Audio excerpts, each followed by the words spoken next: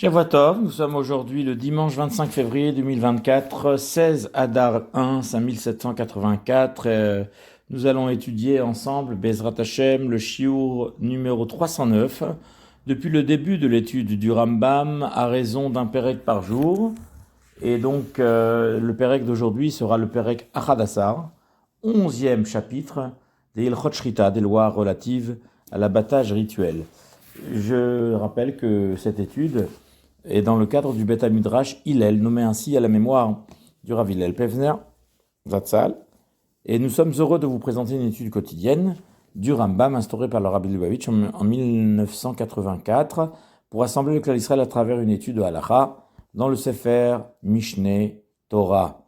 Comme le Rabbi le souligne, il faut s'unir à travers cette étude-là, ce qui permet justement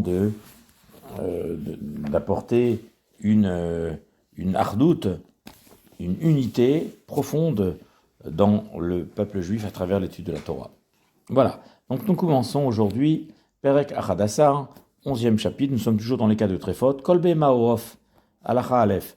Kol behema o of, tout animal domestique ou bien volaille, chez Nolad Baem Safek, Tréfot, à propos duquel nous avons eu un cas de doute, un cas de litige pour savoir s'il est kasher ou bien taref, mitrefot elou, parmi les 70 cas de tréfout qu'on a énoncés, qu'on a énumérés précédemment, dans le chapitre précédent, comme par exemple une bête qui est tombée, qui a fait une chute importante et qui ne peut plus marcher, d'accord, parce que on craint, elle a besoin d'une vérification, elle a besoin d'un examen interne, parce qu'il est possible que ses os se sont broyés, d'accord, à cause de la chute, et le poids de l'animal, bien sûr. Oshenidressa bide chaya, ou bien qu'elle a été piétinée, qu'elle a été, je dirais, sauvagement attaquée par un prédateur, un animal sauvage, peu importe lequel.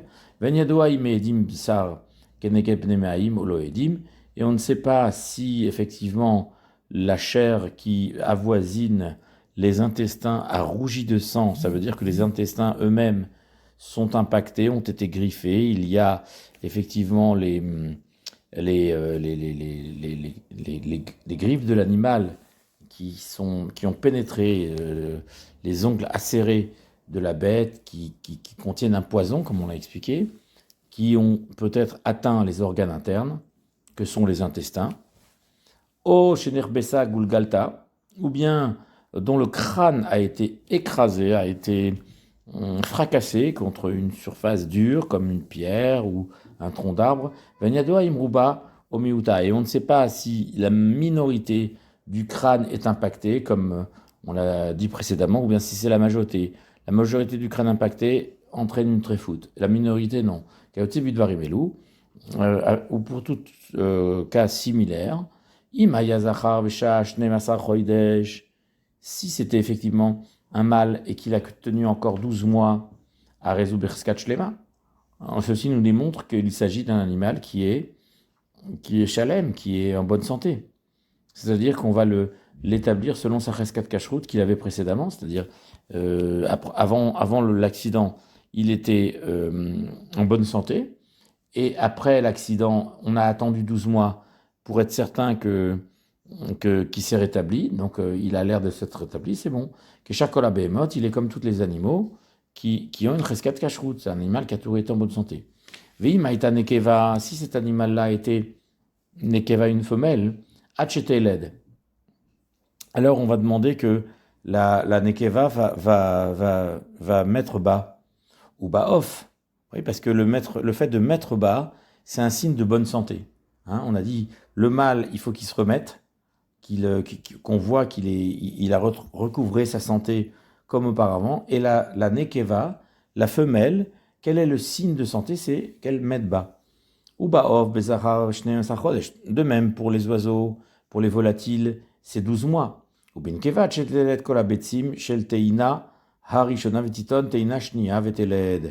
Et concernant une femelle, il faut qu'elle mette au monde Kol habetzim shel teina harishona, c'est-à-dire les œufs de la première portée, Vetiton Teina Shnia Veteled, et déjà qu'elle couve et qu'elle amène à éclore les œufs avec des oisillons, n'est-ce pas, des frochim, dans les œufs, et qu'elle fasse une deuxième couvée.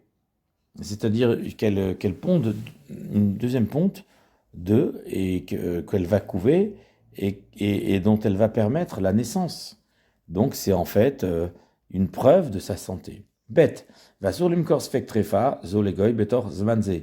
Il est absolument interdit de vendre un animal dont on est en doute si éventuellement il a en lui des lésions internes qui remettent en question son pronostic de vie. Betor zmanze durant ce temps. Shemaim kerena le Israël, de peur que le goy la revende à un Israël alors qu'elle n'est pas peut-être viable, et donc c'est voilà, il faut être certain. Gimel. Kol behema chayava o becheskat bri'im hem. Tout animal domestique, sauvage ou bien volatile, becheskat bri'im hem, ils sont considérés comme étant en bonne santé. Ventroshim lahem shema yesh behem trefa, et on ne craint jamais qu'ils possèdent en eux des animaux qui sont trefa, qui ont des problèmes de santé sérieux, qui remettent en question leur pronostic de vie. Les firars, c'est pourquoi que chez Yisharatu, lorsque on leur fait la shrita kshera, une shrita qui est valable, et namstrim dika, chez Maeshbem achat minatrefot, on ne craint pas que peut-être qu'ils ont toutes les tréfotes, les 70, on ne peut pas vérifier les 70 tréfotes, car peut-être elles les ont. Et la harem bereskateter, mais on les considère comme étant pour une présomption de cacheroute. Hachi valed lahem dvar shechoshimlo, jusqu'à ce que va naître un soupçon de doute et de questionnement quant à la cacheroute de cet animal, suite à un incident, suite à un heurt, quelque chose qui se soit passé dans son vécu quotidien. Arkarbotkim aloto davar bivad, et lorsqu'on a effectivement un incident quelconque qui vient se manifester dans la vie de l'animal, c'est cela qu'on doit vérifier en tout premier lieu. Dalet, Keitzat, comment ça? Kegon, Shinishmat Agaf, Shel Off. Par exemple, qu'il y a une aile d'une volaille qui s'est déboîtée, comme on l'a expliqué. Bodki metarea. Alors, il est nécessaire de vérifier les poumons, car on a dit que l'aile qui s'est déboîtée, ce que l'on craint le plus, c'est que cette aile est allée perforer les poumons qui sont juste derrière. Chez Manikva, car il est possible que l'aile s'étant déboîtée, la pointe de l'aile va, donc en percutant le ventre, va aller en profondeur et va impacter ou bien blesser ou bien carrément percer les poumons. Nafla bema, si l'animal est tombé, botkinotash maïtraskoeva, on va vérifier peut-être que ses membres se sont brisés. On peut parler des côtes, on peut parler des vertèbres, on peut parler des pattes, avant, arrière, voilà. Tout ça on a vu. Des tendons, des choses comme ça, de sommet à guidim. Il y a énormément de choses qu'il faut vérifier au niveau osseux. Voilà. Nitrotset et semaroche, à partir du moment où l'os de la tête a été écrasé, broyé. Botkin krum shel moar shemanikav. On craint que peut-être que les méninges soient impactés et donc la cervelle, le cerveau, qui est protégé normalement par la boîte crânienne. Mais on craint que justement, peut-être le cerveau a été percé. Et donc le crâne a été percé et que le cerveau n'est plus protégé. Ikaotakotz, onizrak bachetz, si une épine a frappé la personne, onizrak bachetz, ou bien on a jeté contre lui un chetz, c'est-à-dire une flèche, au romar, ou bien un javelot, ou baem, ou bien tout ce qui s'ensuit, vinirnas lachalala, et effectivement la lance, la flèche, ou bien tout ce qui s'ensuit, est entré dans l'espace vide. Rosheshin, là on craint pour cette bête. Utsricha bedika keneged kol halal. Et il va falloir vérifier tout l'espace vide rempli par le javelot, par la flèche, etc. Shemanika vechad mina evarim, shetitare ben kivatam. Car effectivement, peut-être qu'un des membres qui normalement devient taref lorsqu'il est percé par leur entremise, veran que se baser, même pour tout ce qui s'ensuit. Hey, le firarea she'elatat smachim, o shenim tseu sirchot. C'est-à-dire que Réa, un poumon, qui a qui fait pousser tsmachim, c'est-à-dire comme des plantes en fait, c'est-à-dire qu'on voit des espèces de, je dirais, de chair comme ça, qui adhèrent, qui ont l'air de plantes, mais en fait c'est de la chair qui colle. Pourquoi? Parce qu'on a décollé en fait. C'est une adhésion. Deux peaux qui se sont collées l'une à l'autre, et il y en a une qui a arraché un peu l'autre, quoi. Ça, on a trouvé des peaux qui étaient un petit peu... qui ont collé l'une à l'autre. C'est-à-dire, c'est comme des fils qui s'étendent, parce que c'est comme du chewing-gum. Quand vous tirez, eh ben, la peau, elle s'étend. D'accord? Jusqu'à la paroi d'en face. Et en fait, c'est ça, c'est comme du chewing-gum. En fait, la peau, eh ben, par l'effet de je sais pas quoi, elle se colle finalement. C'est ça ce qui se passe. Et ça crée des espèces de lésions, d'adhésion, donc justement, d'une peau qui colle l'autre paroi, le lobe. Un lobe se colle à l'autre par intermédiaire d'un morceau de chair qui fait office de chewing-gum. C'est un petit peu ça.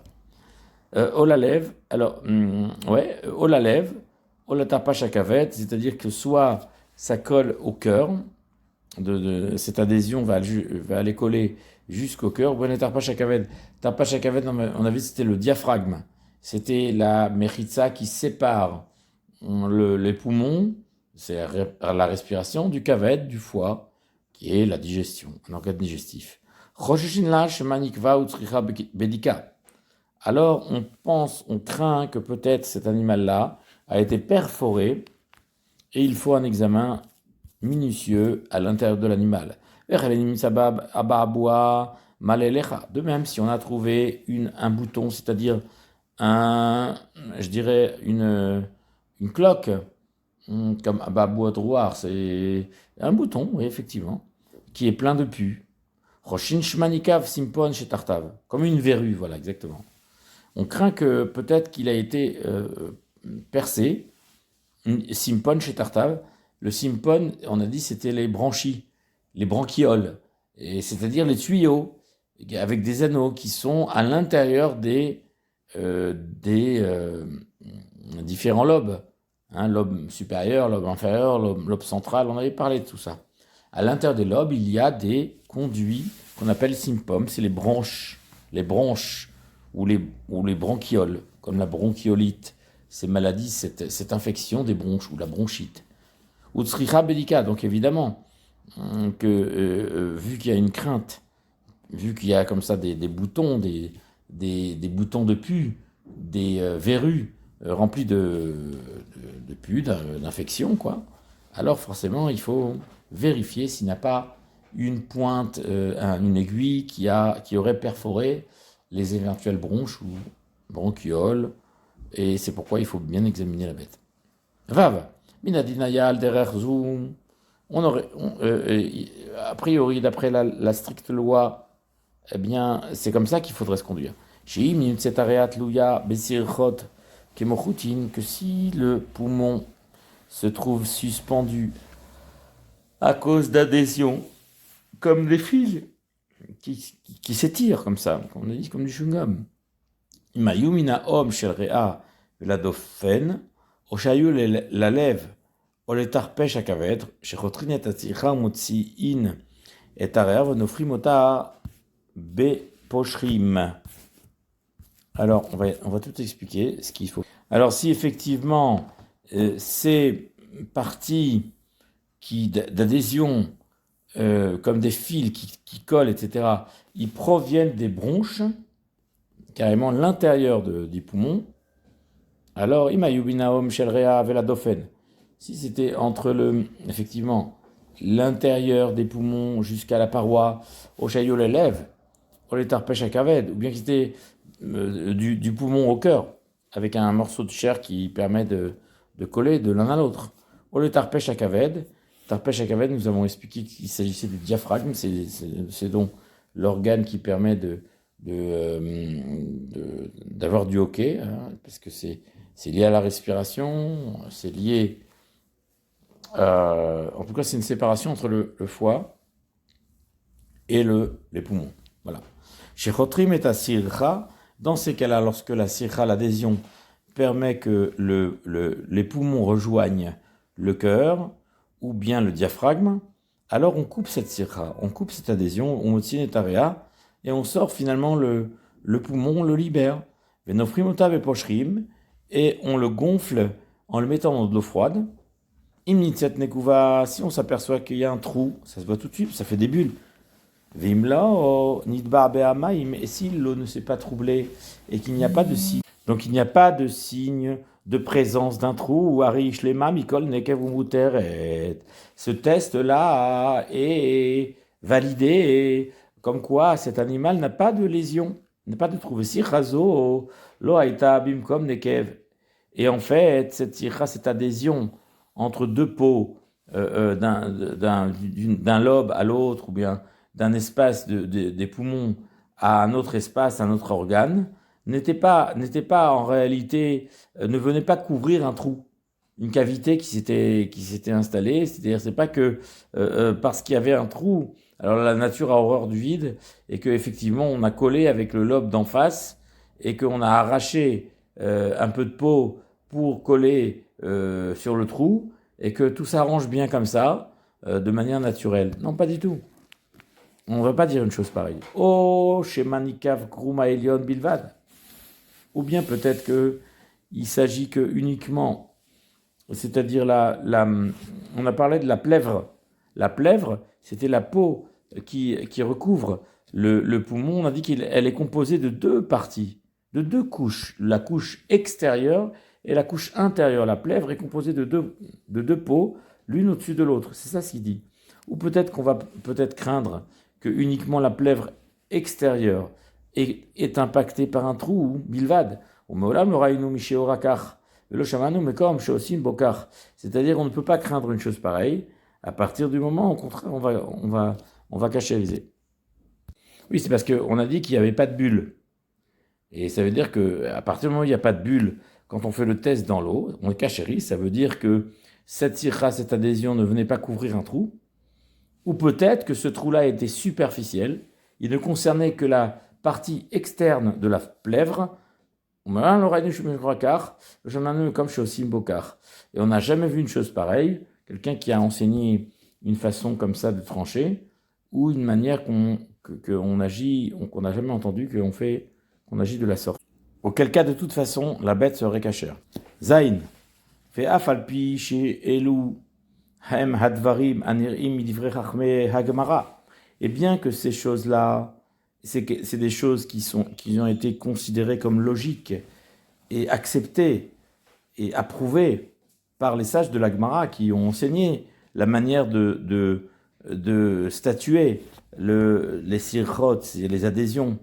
Est-ce que ce sont des adhésions qui viennent couvrir des trous, ou bien ce sont des adhésions comme ça qui sont externes en fait, des peaux qui s'étirent comme du chewing-gum. Chosim Bokar, n'est-ce pas? Amina Kapashut Shebe Israël Karou. Voici quelle va être la coutume, l'usage le plus répandu, l'usage commun dans tout Israël. Lorsqu'on fait l'abattage d'une bête domestique ou bien d'une chaya, d'une bête sauvage, Kor im et tarpesh shel kaved, on déchire le tarpesh à kaved, on a dit c'était le diaphragme, ou botkim et area, et qu'est-ce qu'on a derrière? On a les poumons, bien sûr. Bim koma, sur place, on vérifie les poumons. Im lonim tset luya basicha, si on observe que effectivement le poumon n'est pas collé, adhéré par une adhésion quelconque. C'est-à-dire qu'il n'y a pas de surface où ça colle avec quelque chose, soit avec un lobe, d'un lobe à l'autre, soit avec un autre organe, comme le cœur, ou bien, on avait cité d'autres exemples. Ouais. Oshinimtsa sircha ben ozen me ozne area vela basar, ou bien qu'on trouve qu'il y a une adhésion entre un lobe d'oreille, c'est-à-dire un certain lobe des oreilles du poumon, vela basar, ou bien au reste de la chair, même comme Rivrit Sata, lorsque tu couches la bête sous ses pieds. Ben Bassar chez Ben Atzlaot, Ben Bassar chez Bachazé, qu'il s'agisse de la chair qui est intercostale, de la chair entre les côtes, il y a de la chair entre les côtes, Ben Bassar chez Bachazé, parce que c'est pas loin des poumons. Les poumons, des fois on a des douleurs intercostales à cause de douleurs aux poumons, ça se transmet sur les côtes. Ben Bassar chez Bachazé, ou bien que ce soit de la chair qui appartient à la poitrine en fait, hein? Ou bien qu'on a trouvé une adhésion, mais ozen et ozen d'un lobe à l'autre, à la seder, de façon ordonnée. O mina om la ozen, ou bien que ça va aller de la bronche jusqu'à ozen, les lobes, hein, à ce moment-là, qui est proche. C'est-à-dire que le tuyau des bronches va se coller, va adhérer à la paroi du lobe. Ouais. Areelu matirinota. Alors on peut facilement les permettre dans ces cas-là. Ve'mitzachut kyotse minaom shel rea le'eizemakom sheimacher.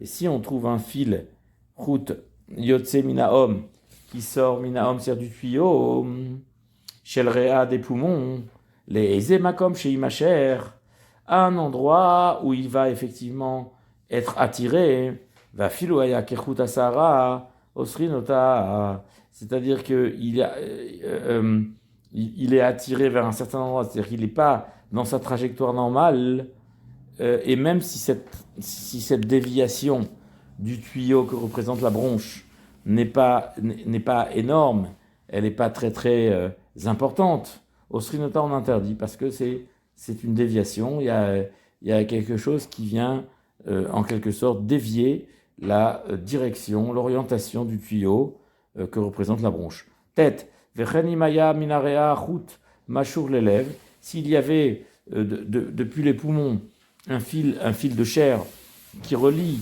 le poumon au cœur, au létar pachakavet, ou bien au diaphragme, quand on en a parlé tout à l'heure, au les qui s'alève, ou bien à la poche cardiaque, au la varda. Varda, on avait expliqué ce que c'est que Vered. Vered, c'est la rose, c'est-à-dire le lobe central qui représente des pétales de rose. Ben shayachut mina om shelrea, bien que le fil, c'est-à-dire l'adhésion de chair qui est étendue et qui forme et qui fait comme la forme d'un fil, chez le réa des poumons jusqu'à Ben Shayamina Ozen, la Filaya Kakut Asara, ou bien ça provenait de Ozen, Ozen c'est le lobe, et que c'était très très fin comme adhésion. Osri notamment l'interdit. Vechen Vardash Nimset Vuka Bekissa, ou bien une rose qui se trouve elle-même collée à la partie qui la recouvre, sa kiss. C'est-à-dire qu'un lobe se trouve collé au lobe voisin. Et comme deux pétales de rose, eh bien, ils sont collés les deux pétales. On voit bien qu'ils adhèrent. Et donc, ils ne sont pas indépendants. Normalement, deux pétales de rose, c'est indépendant. Mais s'il y a une malformation au niveau de au niveau des adhésions des poumons, alors ça va se coller dans les différentes poches, dans les différentes lobes. Ochut yotse mimena lekissa, ou bien un fil qui vient et qui sort d'elle, de cette partie du poumon, jusqu'à la poche voisine. Osrinota, on l'interdit, le Ruta Yotse, mais Ozen, le Ozen, chez la Seder Osrinota, et de même une adhésion qui sort et qui colle d'une oreille à l'autre, c'est-à-dire d'un lobe à l'autre, ça interdit. Parce que surtout si c'est pas ordonné. Si c'est ordonné encore, c'est peut-être normal, parce que c'est que ces deux parties-là se collent, soit côte à côte, c'est la norme. Mais surtout si ça saute un lobe, pour aller au lobe d'après, alors c'est déjà pas naturel, et ça éveille des soupçons et des craintes. Et c'est pourquoi on va interdire l'animal. Yud, yesh mekom shemin hagam imatsusi chamina ozen labasar velaetzem shebatzlaot. Il y a certains endroits où ils ont la coutume, l'habitude, que s'ils ont trouvé une adhésion, mina ozen labasar, depuis le lobe de l'oreille, ce qu'on appelle l'oreille en fait, c'est-à-dire c'est les poches des poumons qui vont se poursuivre. Ok. Ok. Qui vont donc rejoindre donc, les etzem shebatzlaot, les os des côtes, et la peau, elle est collée aux deux. Elle est collée de deux côtés, c'est-à-dire c'est comme un chewing-gum qui colle des deux côtés. Osrinota, là on interdit. Ve'aba Mari mina osrin. Ve'aba Mari, mon père, faisait partie des maîtres qui interdisaient des cas pareils. Ve'ani mina materi, mais moi par contre, je considère que la peau qui va faire la jonction entre les deux parties et qui les relie, en réalité, elle n'interdit pas. Ou mieux me commode matiri ma filuni beka ba etzel levado vani oser. Et très peu d'endroits vont permettre, même si ça s'est collé à un os seulement. Et moi, par contre, nous dit le Rambam, j'interdis, puisque son père faisait partie de ceux qui interdit. Et bien que lui, il avait tendance plutôt à permettre, mais étant donné qu'il a jugé que la majorité des endroits, ils vont plutôt avoir tendance à interdire, et bien le Rambam, là, il ne va pas suivre sa tendance personnelle, et finalement, il va tendre à interdire, comme son père le faisait. Voilà. Donc, il tient compte un petit peu des psakim de son temps. Yud Aleph, Veyesh Mekomot, chez Nofrim, Area, chez Mayesh Banekev. Il y a des endroits où, pour faire l'examen des poumons, on va les gonfler pour voir s'il n'y a pas un trou. Et s'il y a un trou, ça va siffler. Voilà. Mais Robem Komoten Nofrim, la majorité des endroits, on ne gonfle pas. Charé, le nolad davar chez Goren le marchash. Il n'y a pas de choses qui vont éveiller chez nous des soupçons et des craintes. Et dans les terres séfarades espagnoles, il n'est jamais arrivé que l'on prenne les poumons et qu'on se mette à souffler dedans, comme une trompette, pour voir si effectivement il n'y a pas un petit sifflement dû à un son de cette qualité. C'est-à-dire qu'on ne le fait pas. Ou Mahara, par contre, dans l'Europe occidentale, en France, voilà, Portugal peut-être, je ne sais pas, Elaïm, ou Mahara, Elaïm nolat lanou davar chez Roshimbo. On ne fait cet examen approfondi que si le Tzibour se pose une question à propos de... ils ont un doute. Et à ce moment-là, on gonfle. Quand on a un doute, on gonfle et puis on va en faire la vérification. Et s'il y a un sifflement, ou s'il y a des bulles dans l'eau, ça c'est des tests. Et on le fait quand il y a un doute. On ne le fait pas systématiquement. C'est pour ça qu'il a dit qu'en Sfarad, on ne fait pas ça systématiquement. Et en Eretz Ashkenaz, on ne le fait que en situation de litige de doute. Et en réalité, toutes ces choses-là, Yudbet, Udvarim Aïlou Kula Menam Alpiadin, ce n'est pas des lois strictes, contraignantes. Et là, Alpiaminac, ce sont des coutumes. Que Moshe Berno, comme on l'a expliqué, au Molam, le Shamanu, Mipi Shebadak, Bemi Shebadak Off, et là, Imnoladlo Chachash. Pour ce qui concerne la vérification, l'examen minutieux des volailles, on ne peut justement seulement vérifier ces volailles que si on a eu réellement un doute. Yud Gimel. Celui qui a fait la shrita d'un animal domestique, Vikara et Tabetani, il a déchiré le ventre. Kodem Shivdok et Area, avant même de vérifier les poumons, Bakelev, un chien, il est venu au goy, un goy. Venatal et Area, il a pris l'area, le poumon qui est l'endroit le plus fragile, où il y a le plus de problèmes. Alors il est parti avec, c'est parce qu'il s'est caché. A raison moutar, quand même on dit que c'est moutard. Pourquoi? On ne dit pas. Chez Manekuva Ita, que peut-être pourquoi est-ce qu'il a enlevé? Parce que, qui me dit, ce chien-là il l'a enlevé, ou bien le gars il l'a enlevé, mais peut-être ça a été amené ici par un chien. Chez Manekuva Ita, en fait, parce que peut-être qu'elle était percée. Au schéma de Vukaita, ou peut-être parce que c'était collé. Chez En Marzikin Issour, on ne veut pas préjuger d'un Issour présent sur l'animal. Et la raison mais on va lui donner toujours la présomption de permission. Mais ni tréfa. Jusqu'à ce que tu saches clairement qu'elle a été rendue tréfa. Ou Kshem Shen Rosheshin les Kroumoir, ou le Shidra Kotsebaem, de même qu'on ne craint pas Kroumoir, c'est-à-dire au ménage, ou le Shidra. Et avec la shidra, c'est le trachéa artère, ou plutôt la colonne vertébrale. De même, on n'a pas à craindre, à préjuger d'un poumon qui a été détruit. Ven, basé, minhag, il n'y a pas de coutume. Chez Davar Sheino, Matsui, En Bominag, parce que quelque chose qui n'est pas courant, qui n'est pas fréquent, n'a pas de véritable coutume.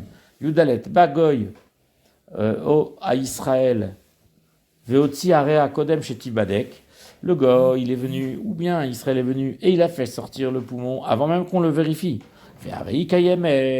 Et voilà que le poumon, il fonctionne, il a l'air d'être entier, en une pièce. Nofrinota, alors on le gonfle, même sorti du corps humain. La falpi, she'ein, anu yodim, imayu sham tzmachim olo, hayu. Ne pichut aminag. Mais par contre, c'est vrai que nous ne savons pas s'il y avait là-bas tzmachim, c'est-à-dire des boutons, du pu, ou bien non. Mipne pichut aminag, à cause de la coutume qui s'est répandue de ne pas vérifier cela. Tetvav, yesh mekomot, shimimsu sichot meduldalot. Si on a trouvé des adhésions qui sont meduldalot, c'est-à-dire qui pendouillent, elles ne sont plus collées à la paroi d'en face ou à un autre lobe, minarea parmi les poumons, afalpi shenan vukot, lola dofen velo le makomacher.